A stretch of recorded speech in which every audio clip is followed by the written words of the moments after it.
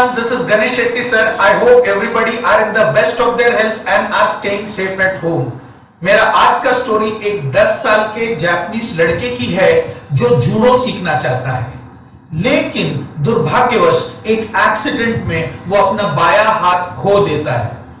Parents उसे कई teachers के पास लेके जाते हैं, लेकिन कोई भी उसे जूडो सिखाने के लिए तैयार नहीं होता है। अंत में एक बूढ़ा जापानीज जूडो टीचर रहता है जो तैयार हो जाता है इस लड़के को जूडो सिखाने के लिए। ट्रेनिंग शुरू होती है।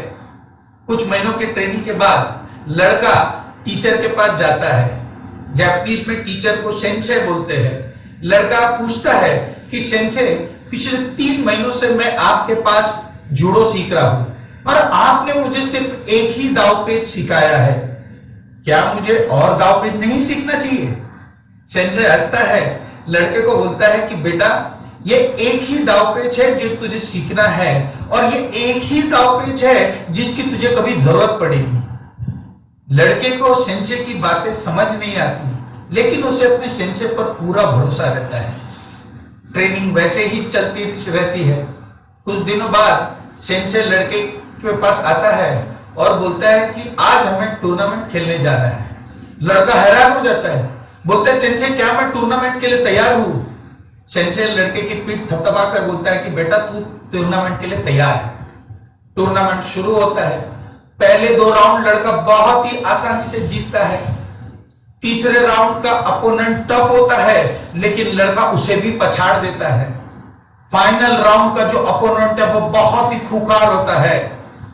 मैच जब शुरू होता है तो वो इस तरह अटैक करता है लड़के पर कि अंपायर को भी टाइम आउट लेना पड़ता है कि, और वो सेंसे से पूछता है कि क्या ये मैच आगे कंटिन्यू करे, क्योंकि अपोनेंट बहुत ही खूंखार हो रहा है और लड़के पर इससे हानि हो सकती है।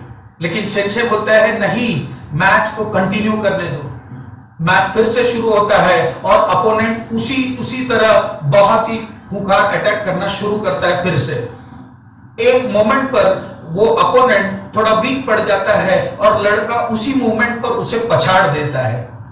मैच वो जीत जाता है और टूर्नामेंट का चैंपियन कहलाता है। सारे लोग उसकी वाहवाही करते रहते हैं, लेकिन उसके मन में एक दुविधा रहती है।